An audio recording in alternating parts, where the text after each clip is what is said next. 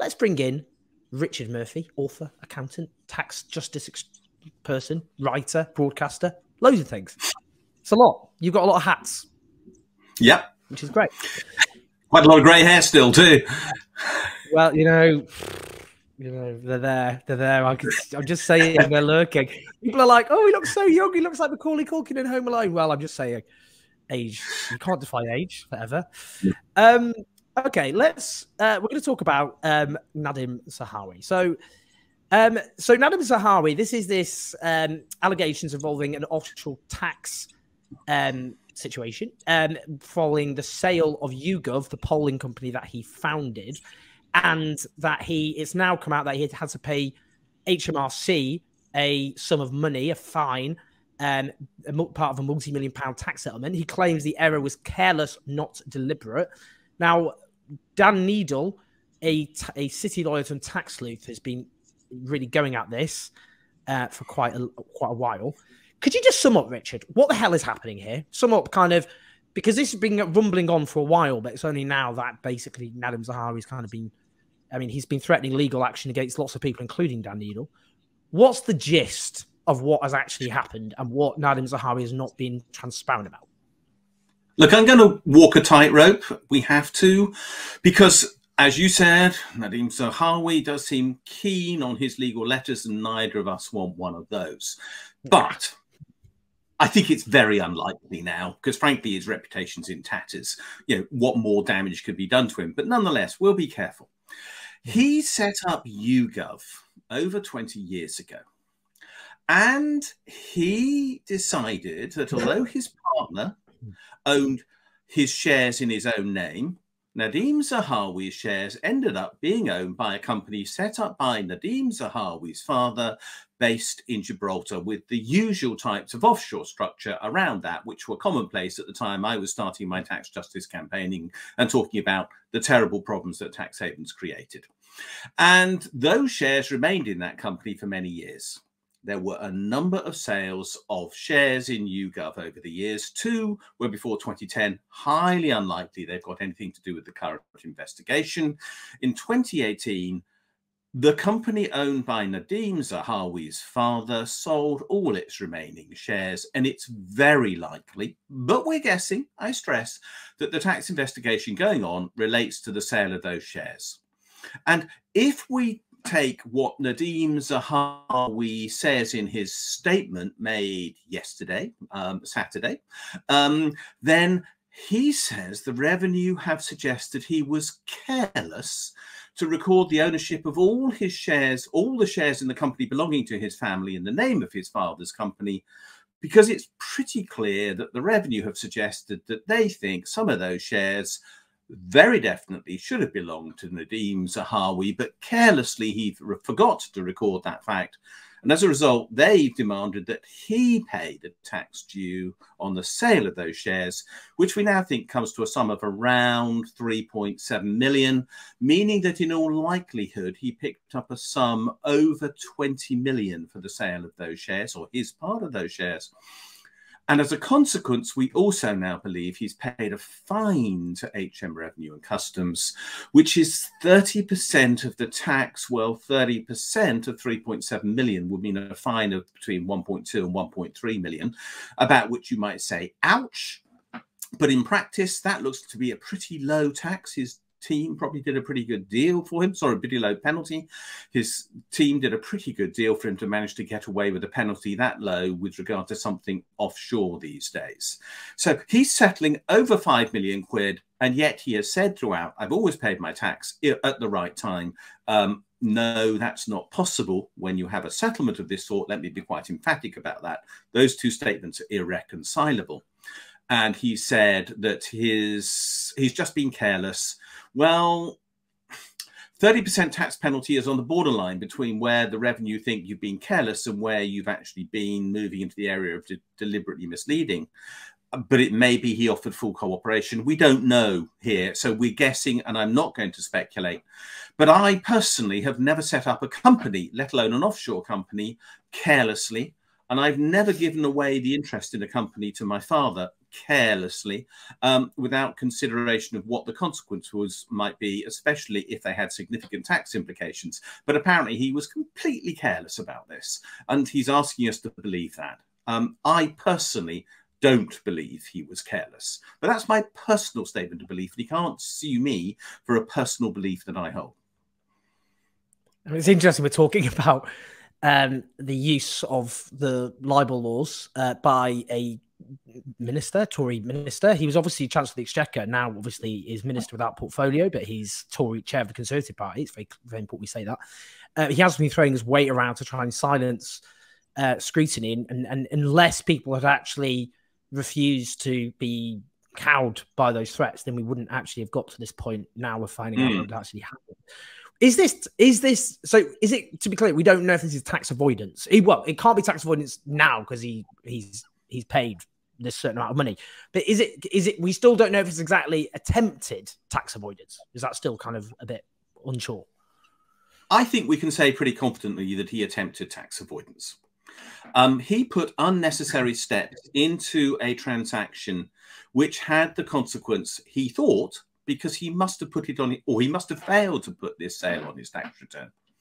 He thought it would result in him not paying tax, and he has. So he set up, I would suggest, a structure for tax which tried to use offshore arrangements, tried to transfer the ownership of these shares into the hands of someone else, his father, who was almost certainly not domiciled in the UK and therefore could take advantage of the non-dom laws, and as a consequence hoped that tax would not be paid. He was wrong in that hope, but one of the characteristics of tax avoidance is that you're working in the grey area between what is absolutely certain. For example, you've paid some money into your pension, providing you've met the limits, you will get tax relief. That's not tax avoidance. That's absolutely tax compliant. And tax evasion, which is where you deny everything and say nothing's happened to the revenue. He clearly wasn't tax evading. Let's be blunt about that. There's no question that he was actually trying to be compliant, but he was hoping that he could use the laws in a particular way to avoid a tax liability. And it's turned out he's got a tax liability. That, to me, is the classic definition of tax avoidance. And tax avoidance is not illegal. Let's be clear about it. There's nothing that we can say that he's done that's illegal. He tried to avoid a tax bill. He's failed to avoid a tax bill. And just so, because people do get confused about tax avoidance and tax evasion. Tax evasion is going against the letter of the law. Tax avoidance is going against the spirit, but legally, in that it's trying to find ways of avoiding paying taxes that the legislation wasn't set up to do. Hey, you've been reading my stuff, Owen. That's pretty good. I like that. You've educated me well over the years. But you're right. I'm a Murphy. Tax evasion is breaking the law in all sorts of ways. Like, you know, the structure was illegal. It should never have been done. It wasn't legally possible. You never told anyone about it. You've not declared your taxes at all, blah, blah. These are evasion, and they're commonplace. They happen throughout the economy. Nobody is suggesting he's done that. Absolutely clear. But he did set up a structure which was in that grey area, where we don't really know precisely what the law is and where there's a risk. He took a risk. The risk hasn't turned out well for him. And again, to be clear here, that of a Venn diagram, moral, legal, not the same circle. And the point, isn't it, that exactly. So the point, isn't it, that what the likes of Nadhim Zahawi, who is objectively a very rich man, is a normal person can't do this because they don't have accountants, for example, who can try and exploit, well, most people on PAYE anyway, but even self-employed people, the average self-employed person wouldn't be able to try and do these sorts of things.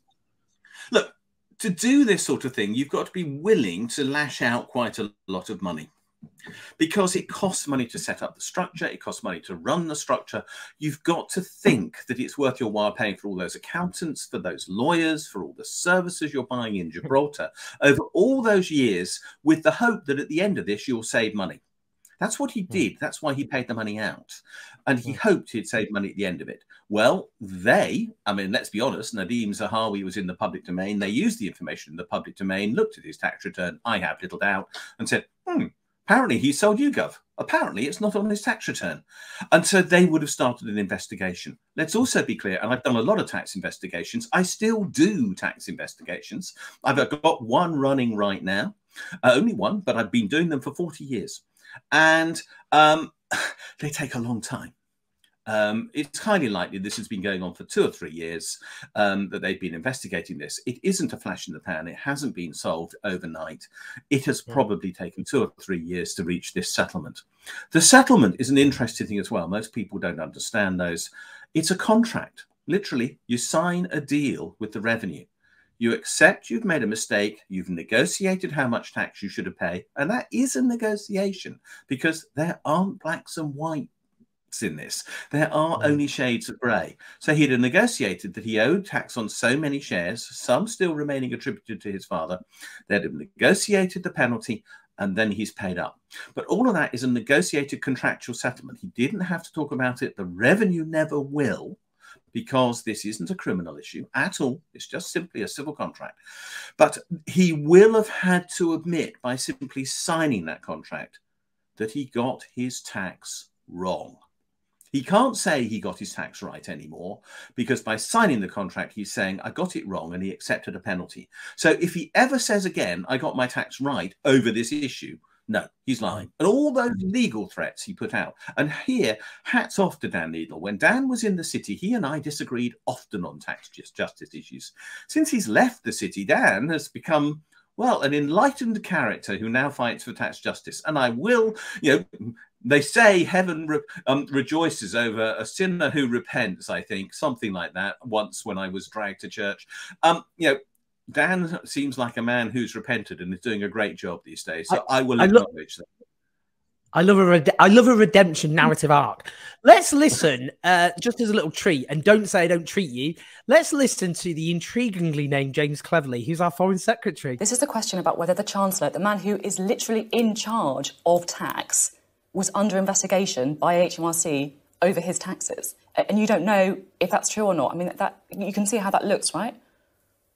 Well, as I say, the detail I have is the detail that Nadhim has put out in his public statement. And the point I've made is that this tax was due because he was a successful entrepreneur who grew a business from nothing. He came to this country with nothing, as you know, his backstory.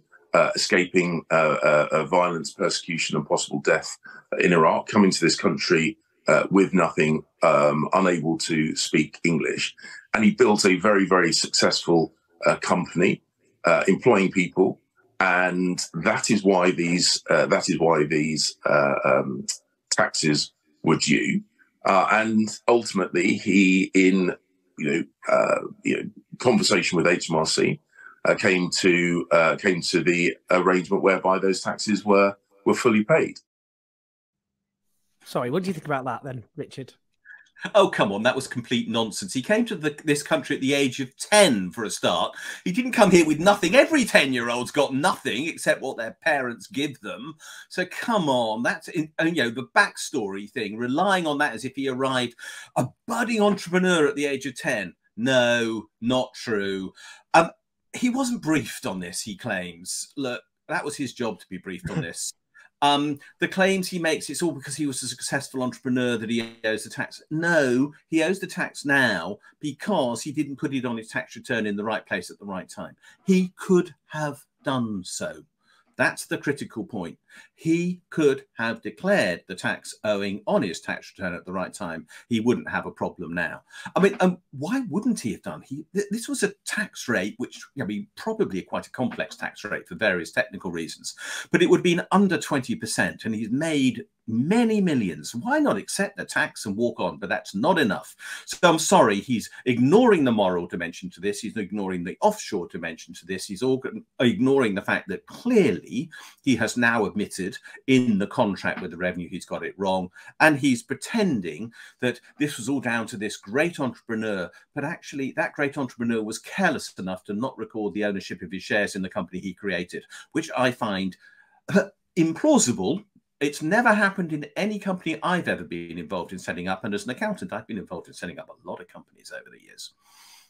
Is it disturbing that is it disturbing that he may be negotiating with HMRC when he's Chancellor of the Exchequer? absolutely extraordinary. He should never have allowed himself to become Chancellor of the Exchequer. He had a conflict of interest, which should clearly have ruled him out. It should clearly have ruled out his appointment, because we know that Boris Johnson was advised that there was a conflict of interest here. Of course, he should never have gone to the Exchequer. Should he have held any ministerial office? Well, that's a good question, because the potential to embarrass the government could have existed in any post. But as Chancellor, that should never have happened. And the other thing is, other ministers should frankly be honest. Who else? Who's going out on the ministerial round tomorrow morning to take the next round of brickbats on this? Are they going to be able to find anyone willing to take another round? I mean, it is really time that this government talks straight.